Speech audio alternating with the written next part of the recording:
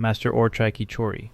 एक दफ़ा का जिक्र है, मास्टर अकरम नाम का एक शख्स था जो अपने आप को दुनिया का सबसे चालाक चोर समझता था, लेकिन हकीकत में वो सिर्फ एक दिन देहातीदार चोर था जिसकी सारी मंसूबाबंदी हमेशा उल्ट हो जाती थी। एक रात अकरम ने एक बड़े मालिक के घर चोरी का मंसूबा बनाया। मंसूबा ये था कि वो छत से अंदर दाखिल होगा, दो कीमती घड़ियां चुराएगा और गायब हो जाएगा। वो बहुत एहतियात से सीढ़ी पर चढ़ा, लेकिन छत पर पहुंचते ही उसकी टांग एक सूखे हुए कपड़े लटकाने वाले डंडे से टकरा गई और डंडा सार की आवाज़ के साथ सहन में जा गिरा। मालिक की आंख खुली और उसने शोर मचाया, कौन है? अकरम का दिल धक धक करने लगा। उसने फौरन आवाज़ को छुपाने के लिए एक प्लान बी पर अमल करने का सोचा। वो एक कोने में दबक गया और तेज़ी से मियाओ मियाओ की आवाज़ें निकालने लगा।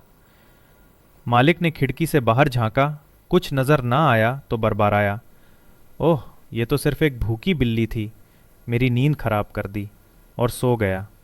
अकरम ने सुकून का सांस लिया। अब उसने दरवाज़ा खोलकर अंदर दाखिल होने का फ़ैसला किया। वो आहिस्ता आहिस्ता सीढ़ियाँ उतर रहा था कि अचानक उसे किचन से बड़ी मज़ेदार चाय की खुशबू आई। अकरम चोरी भूल गया। उसका ध्यान सिर्फ चाय पर मरकूज़ हो गया। उसने सोचा, इतनी ठंडी रात है और इतनी खुशबूदार चाय, दो घड़ियां बाद में भी चुराई जा सकती हैं, पहले एक कप चाय तो हो जाए।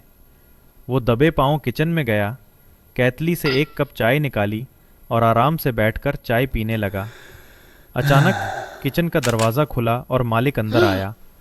उसने अकरम को चाय पीते देखा तो हैरान होकर पूछा, तुम कौन हो और ये मेरे किचन में क्या कर रहे हो?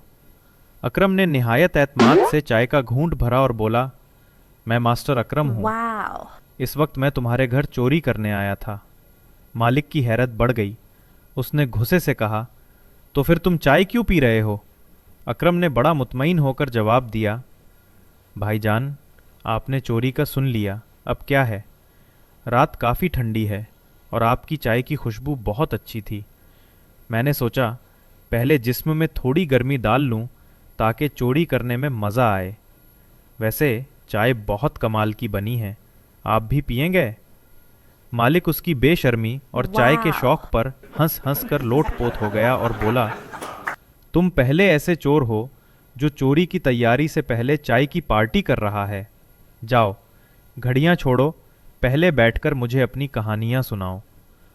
और इस तरह मास्टर अकरम घड़ियां चोरी करने के बजाय एक अमीर आदमी का मेहमान बन गया, जिसे हर हफ्ते आकर चाय पीनी पड़ती थी और अपनी नाकाम चोरियों के मज़ाहिया किस्से सुनाने पड़ते थे।